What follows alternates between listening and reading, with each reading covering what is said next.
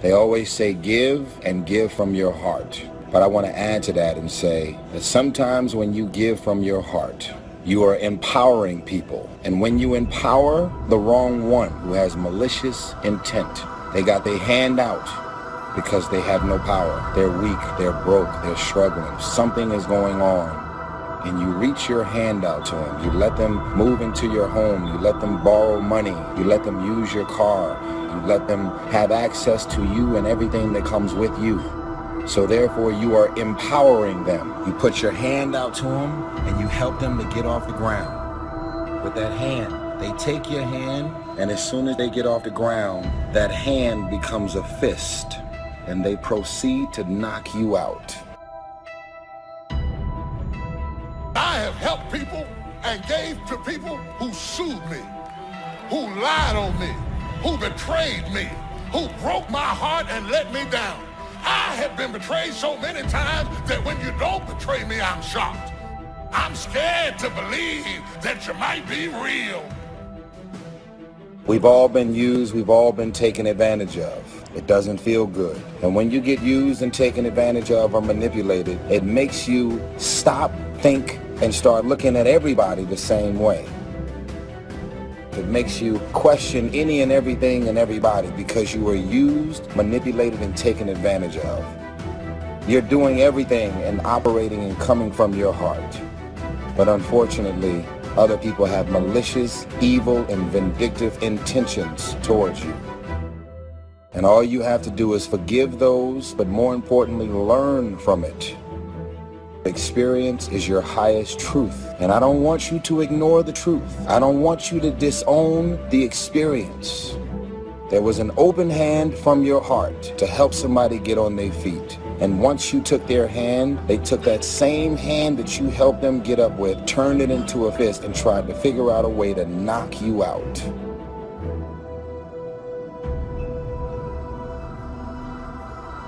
If you've got somebody that's dragging, that's going down in a downward spiral, and you decide that you're just going to pour everything into them, well, then you're going to go down that downward spiral as well. And now you're not going to be able to help them. So I think you definitely have to take care of yourself as a person so that you have the platform to take care of someone else and help someone move in the right direction.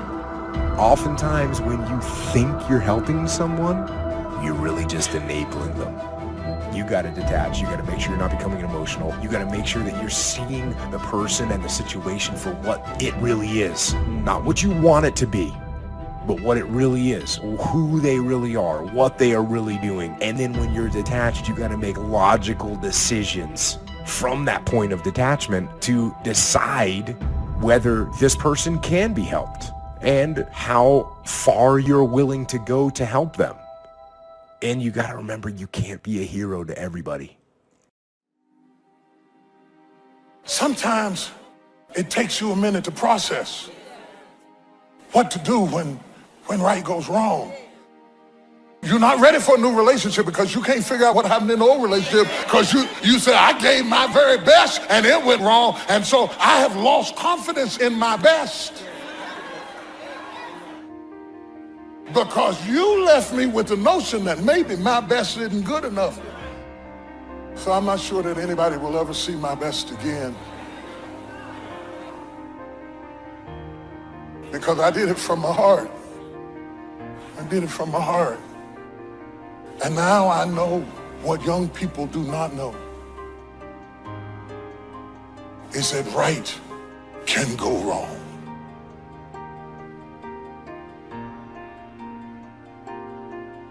People who are not your children, you are under no obligation to help people. You're not responsible for another adult's happiness, well-being, or welfare. You're not responsible for that, nor should you make yourself responsible for another person. Take that pressure off you. First of all, if they didn't have your number, what would they do? I always say that. You're her friend. She's not your friend. You have a one-sided friendship. So what you gotta do is you gotta even it out. Just when the phone rang, you know not to answer because she wants something. So don't answer. Here's the best thing to do. Stop using your voicemail on your phone because I'm going to teach you something. And do you notice that 95% of all your voicemails are a request. Let your voicemail fill up and don't ever empty. Don't you become the 911 in everybody's life. Just stop. Release yourself under pressure. Now her number, I would just block her number. I just learned how to block numbers this past Christmas. Oh my God, did you all know that? It's the greatest, oh my God. That's what I gave myself for Christmas. My life's so good right now. Some of y'all right now are in relationships and friendships that you are clearly being used and taken advantage of. They're either gonna come after your man when you let them live with you, come after your wife. They're jealous of who you are and all the things you have, and yet they're using you for these various things. Pay attention to people and who they really are. Don't manipulate your mind to thinking, you know what, maybe I'm just being a negative person. There's this thing called instincts, intuition, and discernment. Pay attention to them. Don't disown them, because you will end up in pain in the end if you don't move on the discernment, the instincts, and the intuition about people, things, and situations.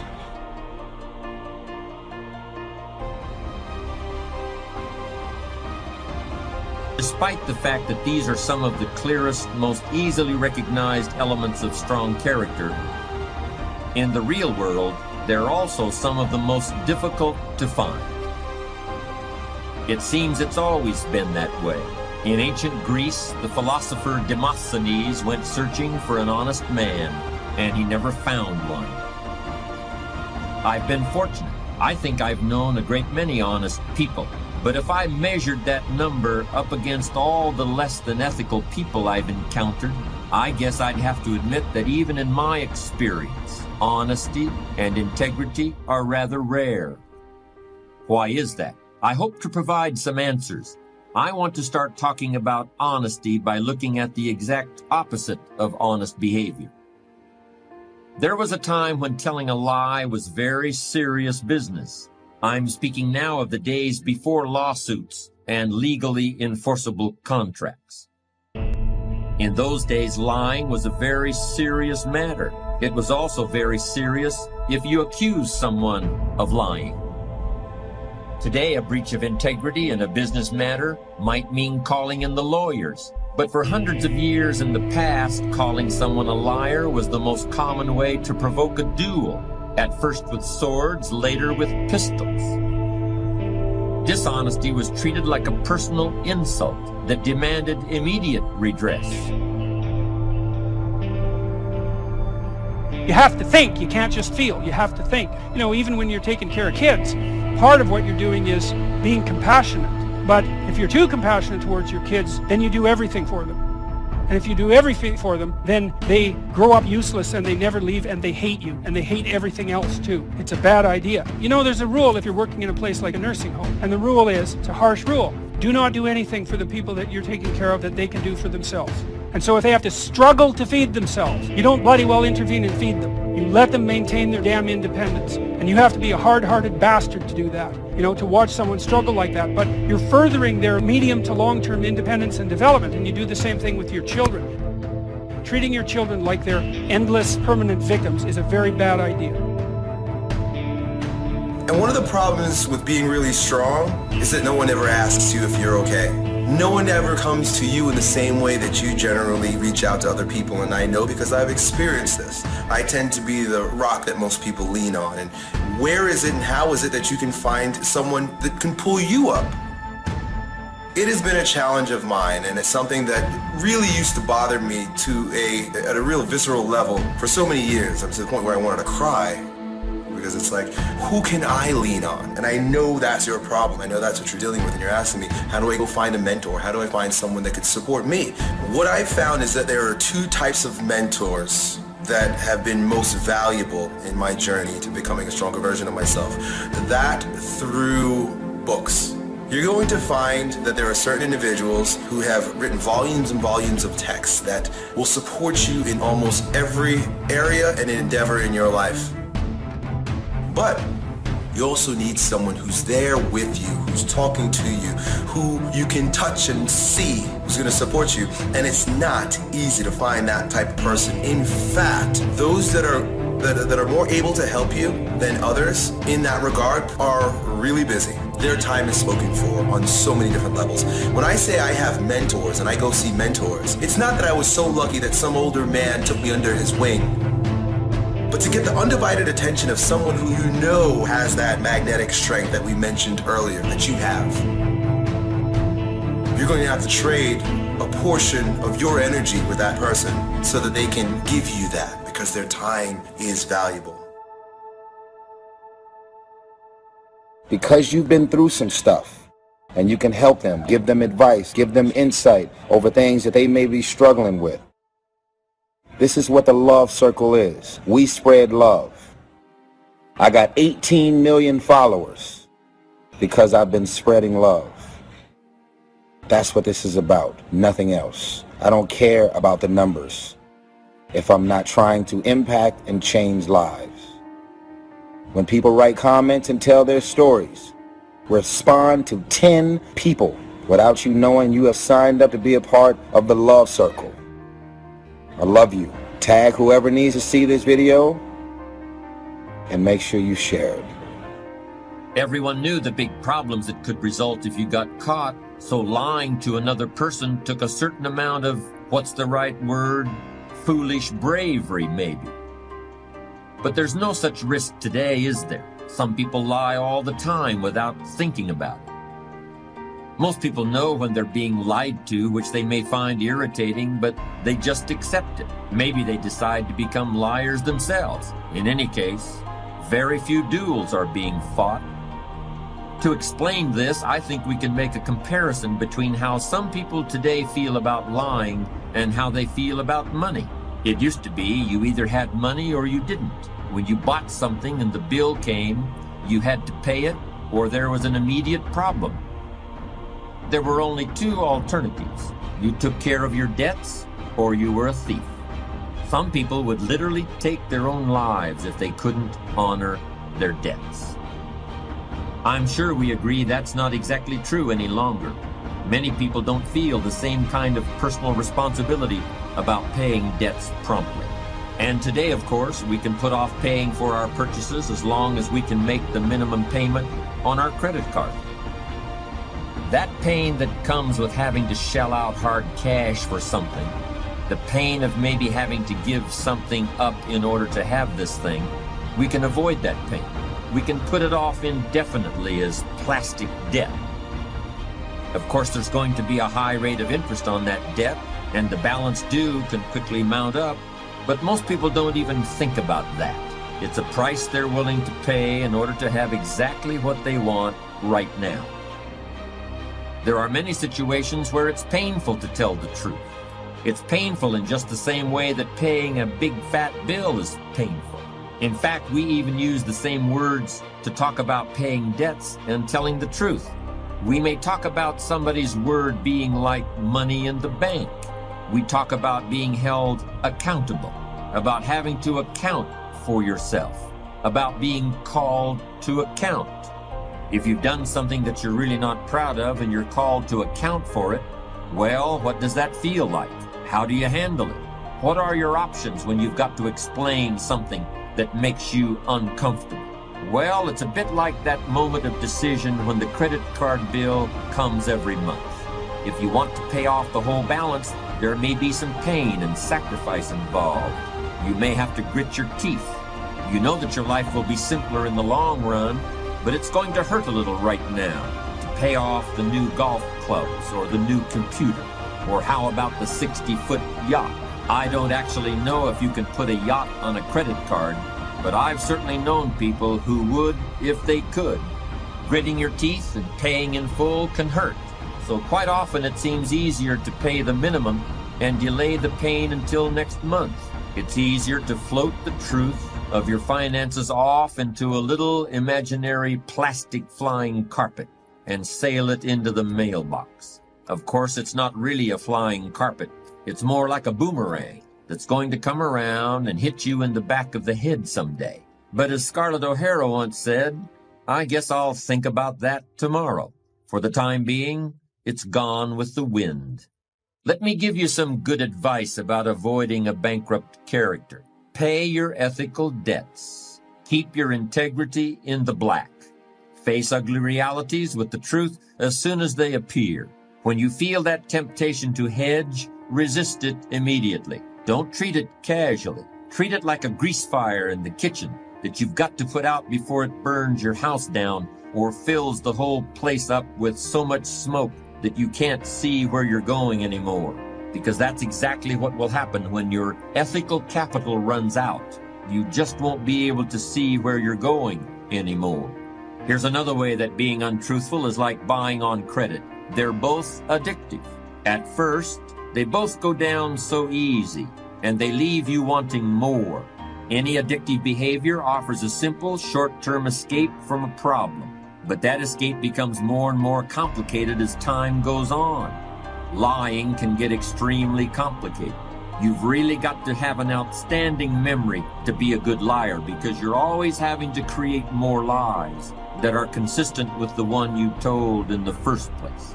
I'm sure we have at some time been caught up in a dilemma like that. Shakespeare had it right all along. What a tangled web we weave when at first we practice to deceive. Maybe you think I'm being a bit tough here. Am I really saying that in every instance you've got to tell the truth, the whole truth, and nothing but the truth? So if somebody asks me, "How are you today?" I'm supposed to say, "Well, I got to be honest with you, I have a sore finger. Last night I had a headache, and I've got to admit that my foot hurts a little." No, that's not what I mean. In fact, I think there are many times when some flexibility with the whole truth and nothing but the truth is called for, and I'll be discussing those later.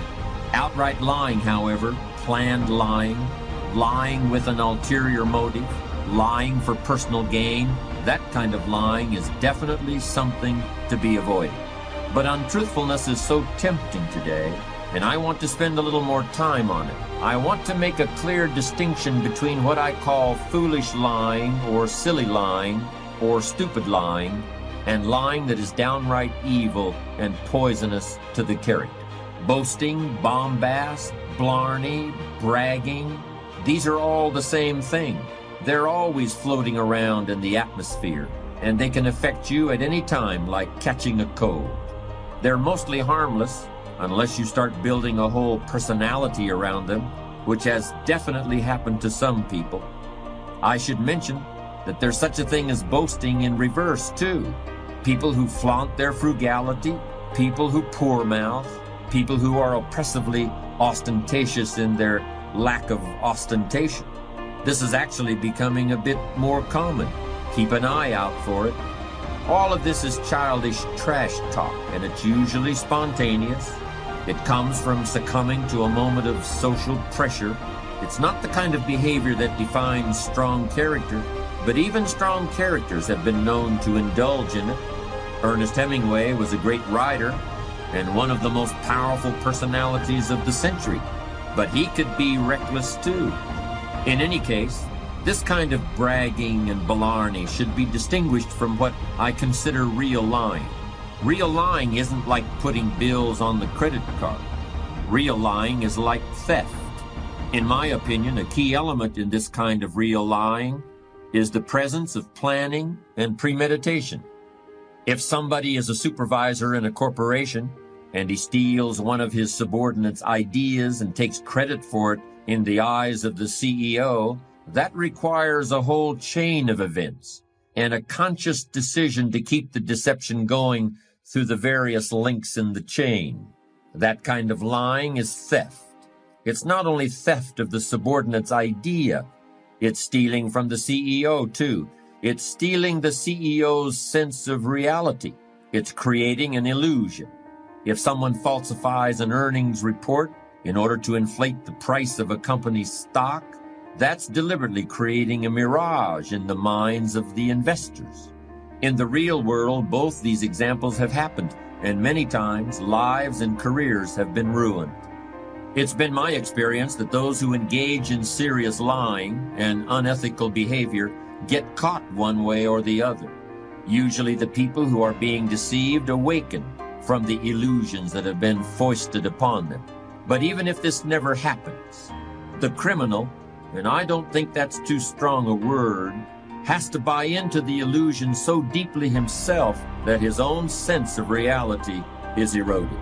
By trying to loosen other people's grasp of the truth, you end up losing your own. All of it, small-time lying and big-time deceit. It all comes from fear. Somebody is afraid the truth about themselves isn't good enough, so they depart from the truth. Somebody secretly fears that they can't really come up with ideas of their own, so they steal somebody else's ideas. Or they fear their company isn't really going to succeed, so they come up with a way to inflate the share prices. It's really cowardice. Courage is fearing the right thing at the right time and in the right way. Fear the temptation to misrepresent who you are or what you've done or intend to do. Trust who you really are. Trust your ability to earn the respect of others. Pay whatever price the truth costs. Pay that bill immediately, because in the long run, it's a real bargain.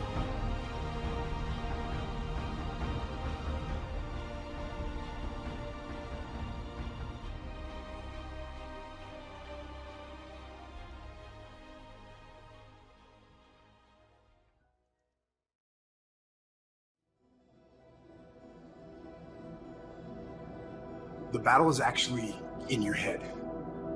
What's in your head is weakness and laziness, and they're not attacking, they're sneaking around. They're poisoning the strength in your brain. If you just decide, I'm going to keep my word. If I say something, I'm going to do it regardless. Being more disciplined.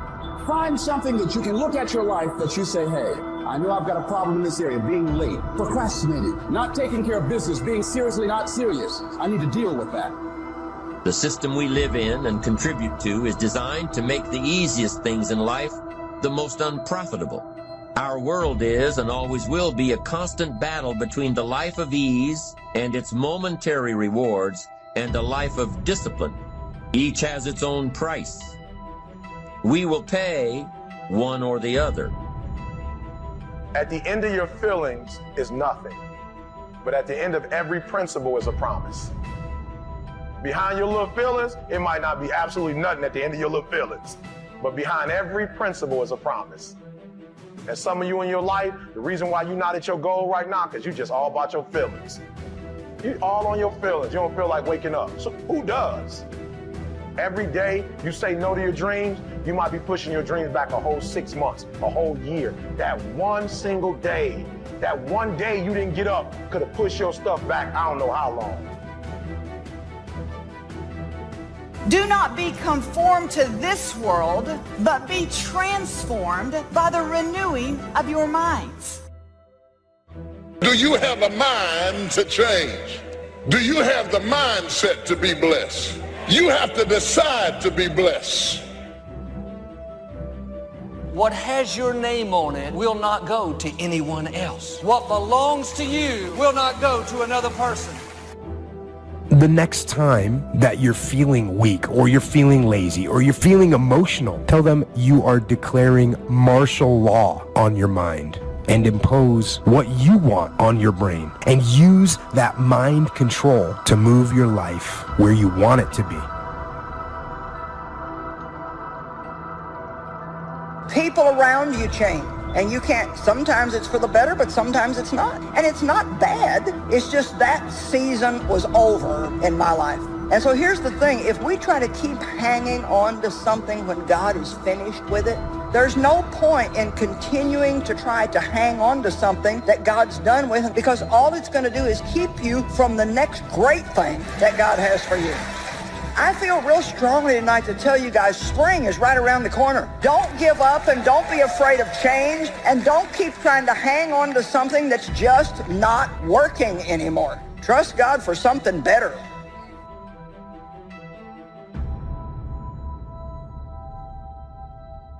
When you're absolutely certain that if I do this, it's going to get that result, and that result's going to change my life, you'll do it. When you think it absolutely is not going to work, you're never going to do it. The middle no man's land of maybe it'll work, maybe it won't, that's the piece that kills people. If it's a must for you, you got to make it work.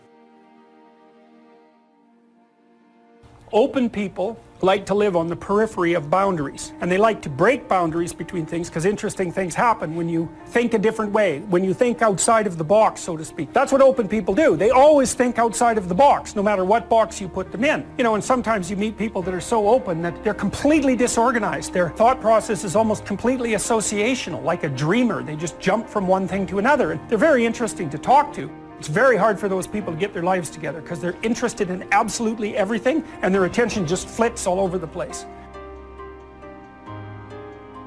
I'm asking you to have some faith, have some courage, believe, drive your doubts into a small corner. Don't let them loose like a mad dog, drive you into a small corner. Don't doubt the future, don't doubt the possibilities, and here's the most important one of all, don't doubt yourself. If I've got miracle working power to change my life, so do you. If I can grow, you can grow. I'm asking you, don't sell yourself short. We got to go backwards to get better. We got to go all the way back to get better. I have to be comfortable in my life to accept that sometimes loss is the way to gain. To know that sometimes the most painful moments are the most purposeful moments. I have to be comfortable in my life to stop comparing myself so much with people who are not meant to be the standard anyway. Now, I don't know what you're facing today, but I know this, everybody in this room is facing something. If it ain't nothing but life. If you don't have nothing to fight but life, if everybody likes you and you're just as beautiful as you can be and as healthy as an Olympian, if you deal with nothing but life, life will try you to the breaking point. You have to decide that you're going to be in control and that you are going to do what you want to do. You are the machine and you can control the machine. Weakness doesn't get a vote. Sadness, no vote. Frustration, no vote. I don't even give my temper a vote. If we have any lack, it is not because we lack money or opportunity or resources. It is because we lack ideas that have taken form from information. If you search, you will find. So that is the way to discover ideas and life-changing information. Search. In order to find, you must search. You must go and engage in conversations with people of substance. You must go looking, go searching. Rarely does a good idea interrupt you. And as you make a diligent search, you will find just the ideas you need. But I wonder, have you taken the time to think about, why am I doing this in the first place? Am I trying to prove something to someone who disrespected me 10 years ago, who isn't even paying attention to my life anymore? Why am I posting this? To impress people who follow me on social media that don't even really know me? What is my reason for doing what I'm doing? On the outside, people don't look broken. You don't see bruises and you don't see scratches and you don't see scrapes, and people don't walk around in a big cast, and so you can't tell with the naked eye. The problem is that there's a malfunction on the inside. So many times, depression, what it feels like is this, that I'm so afraid to share what's going on the inside because I'm afraid it might destroy you. So what I do is I bury it on the inside of myself only to destroy myself.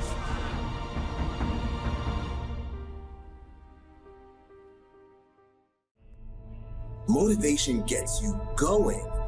Discipline, commitment, strong habits is what gets things done. Commit once. You don't need to commit more than once. You commit once to the thing that you're going to do, and then you do it every single day. That everyday method is one of the most powerful methods for reconstructing your entire life. You just go, and procrastination dies. So don't wonder how you overcome procrastination. It's easy. All you do to overcome procrastination is go. We all have these tough moments in life. They can make you or they can break you. Come on now, come on, bring it, come on now. I had to replace fearfulness with being fearless and take the initiative to do something else with my life.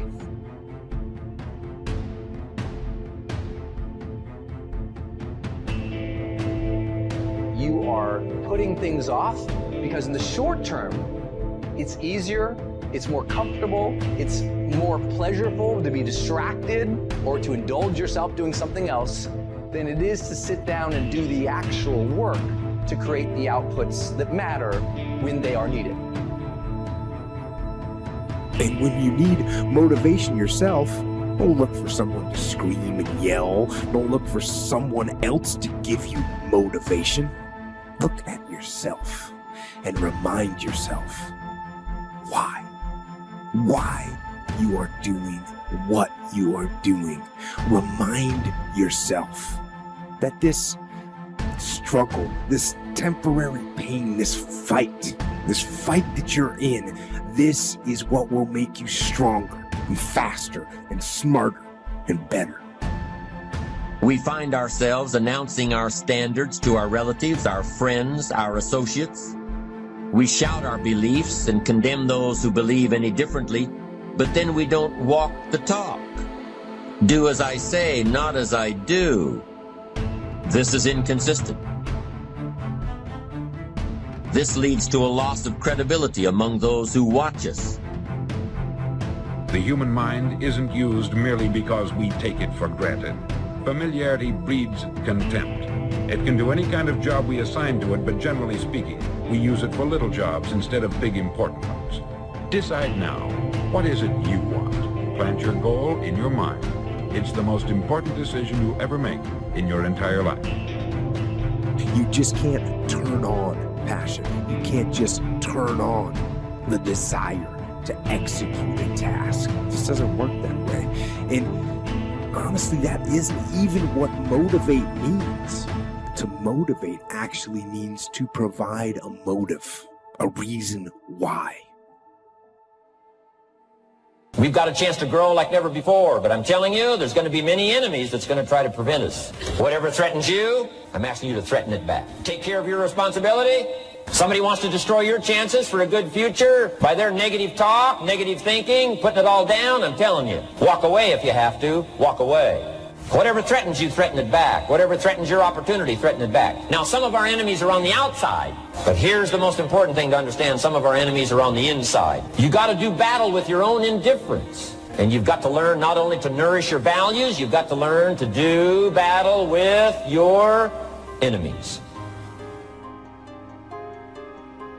You can have what other people can't have. You can go where other people can't go. You can ask what other people can't ask for because you are not a whosoever. Quit acting like a whosoever. Quit asking like a whosoever. Quit asking like you don't have a right to go in boldly and ask. You are a chosen generation. You are a peculiar people. Say, I'm not a whosoever.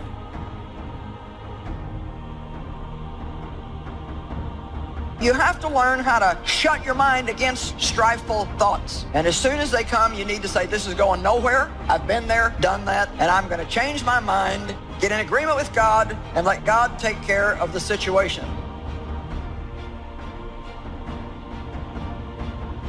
Our problems do not overshadow our purpose. Our weaknesses do not discount our work, and our deficiencies definitely do not delay our destiny.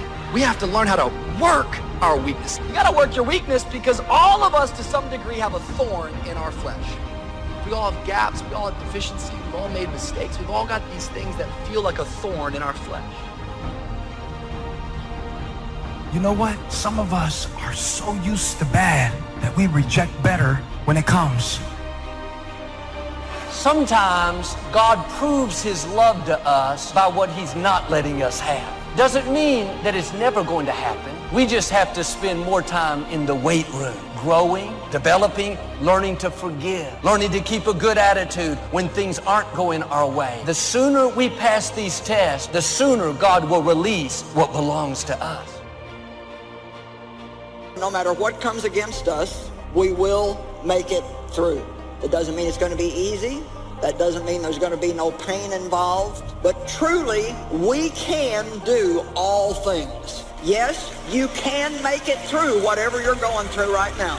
You can get so strong in spirit that you can be going through really, really difficult things, and while you are, you're still reaching out and helping other people, and they don't even know what you're going through. I'm not in this by myself. I'm not in this thing by myself. You are not alone in the battle. You're not alone in the struggle. That God has a strategy, and when it's all over, you're going to see that even though you couldn't see him, he was there all the time. People can change their standard by getting around where it's better. People can change their standard by getting associated what's true, like the bills they gotta solve, the problems they gotta do it. Or they can do it because they're excited, because it's something new they want to take on. Everyone's different, but they gotta find the why, and they gotta come up with some daily rituals to get them going, and just do a step at a time. That's where you get momentum.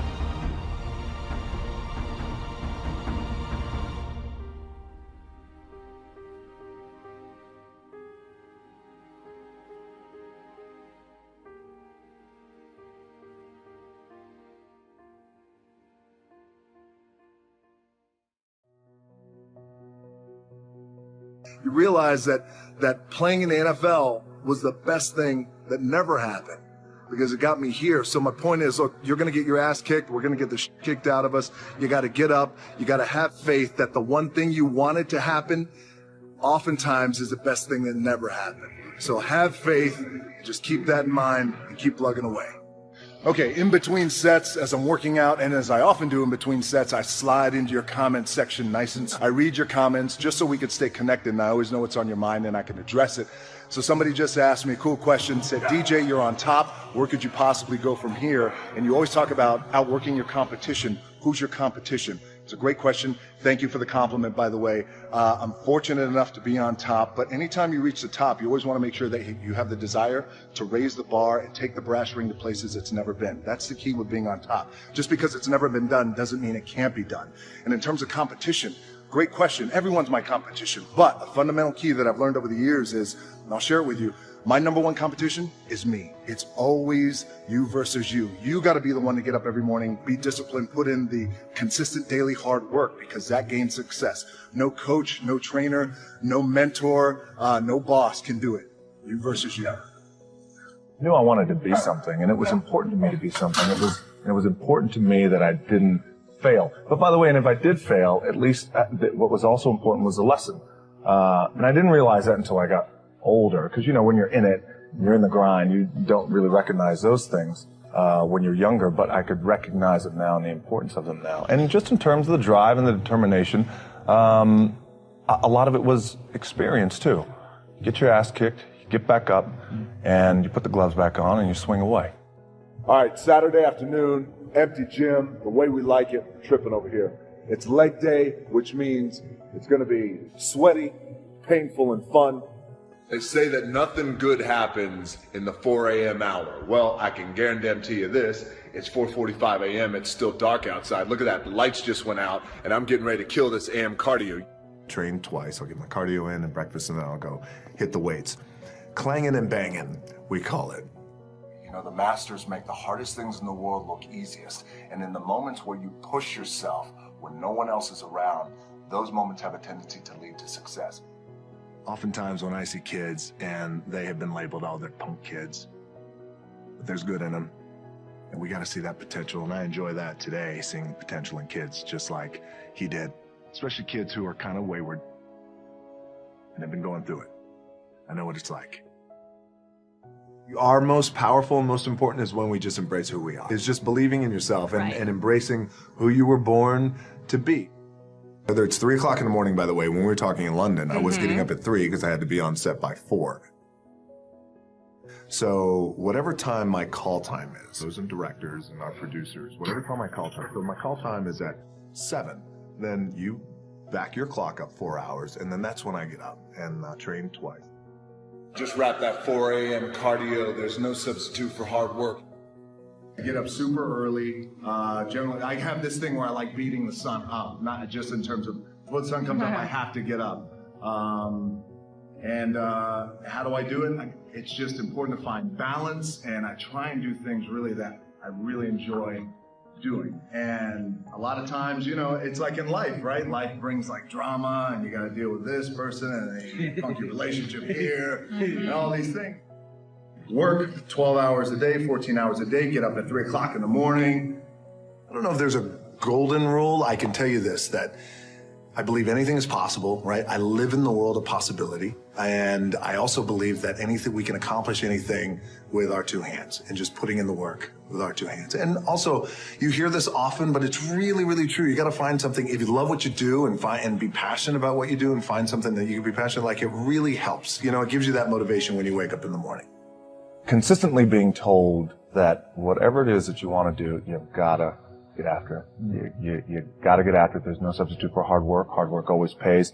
You know, those type of mantras over time. And those are your examples of, you know, what it's like to get beat down, what it's like to get, just in terms of the struggle, what it's like to be evicted out of your apartment, what it's like to have your car repossessed and watch your parents go through that I think is defining as a kid. You know, I grew up, there was a period of time where I was making a lot of mistakes, David. I was getting arrested multiple times. By the time I was 16, I was arrested maybe 7 or 8 times, fighting theft, doing a lot of things that I shouldn't have been doing. I was really lucky that I had a couple of people who, along with my parents, who saw the potential in me even when I didn't see the potential in me. And it wasn't until I got older, had a little bit of luck, a little bit of success, that I started to understand the value and the power of someone giving back. I go back to my coach. What do I need to do to play in the NBA? The list got shorter. The next year we went all the way to the Elite Eight.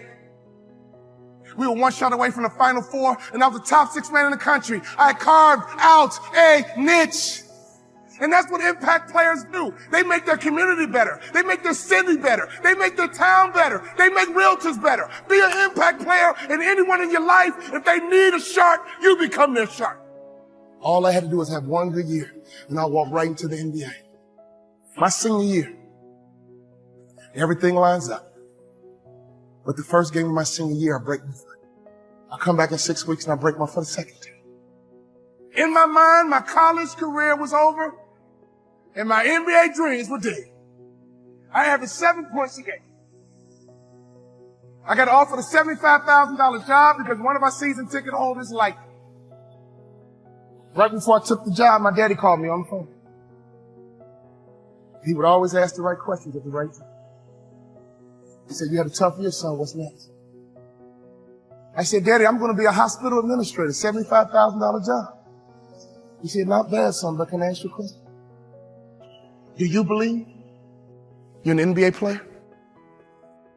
Come on now, Dad. I only average 7 points a game, Dad. We're not like these other black families that just need basketball, Dad. We're educated, Dad. We're not dependent on basketball, Dad. We're balanced, Dad. We're educated, Dad. I got a $75,000 job, Dad. Do you believe, son? He was checking my mindset. He was checking to see, was I thinking like an A student? Or was I falling back into that C mindset? Do you believe you're an NBA player? I said, "Yeah, Dad, I do."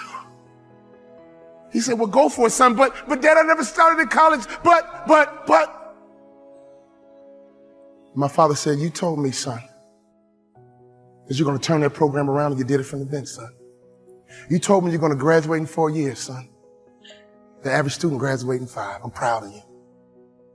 But you told me that you're going to play in the NBA. And you told me you're going to make more money in business than you did in sports. Do you believe you're an NBA ball player?"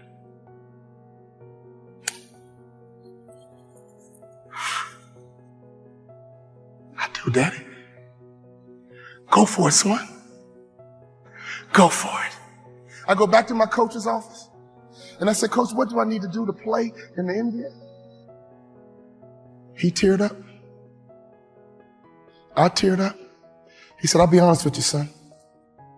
When I recruited you, I heard you was a mama's boy. But you're not. In fact, you're one of the toughest players I've ever had. I'm a Hall of Fame motivational speaker. I go all over the world running my mouth. But he gave me the greatest compliment I've ever received. He said, "You're just like your daddy." And I was a sucker fish. But that moment was my opportunity to turn into a shark myself. If you hang around sharks long enough, it will transform your mindset. And I promise you, you will be like a shark. You will think like a shark. And you can't go backwards. And if you stop swimming, you will die. Brian Buffini, he can't go backwards. And if he stops swimming, he will die. So ladies and gentlemen, you're connected to the right shark. All you need to do is be a good sucker fish. Success is all around you. Just pay attention. Every time you leave a business meeting, consciously and subconsciously, that person keeps reaching you. Are you likable? Do you brighten up a room when you enter, or do you brighten up a room when you leave? Are you good with people? And don't you ever be a Sarah parasite, which means don't you ever come to this conference and go back home and do nothing. And then claim, "Oh, well, I tried and it didn't work." No. My college basketball coach said, "Son, I think you should be a motivational speaker." I said, "Coach, I can talk the rest of my life. What do I need to do to play in the NBA?" He said, "If you do these two things, you'll play in the NBA. You got to better shoot the three-point shot with range. And you got to lose about 15 pounds because you don't pass the eyeball test." When I talk about the eyeball test, I'm not talking about you, I'm talking about me. He says the NBA thinks you're a football player trying to play basketball. You got to lose weight to change the perception. I lost 15 pounds. And I became the first ever undrafted rookie free agent in the history of the NBA to start opening night.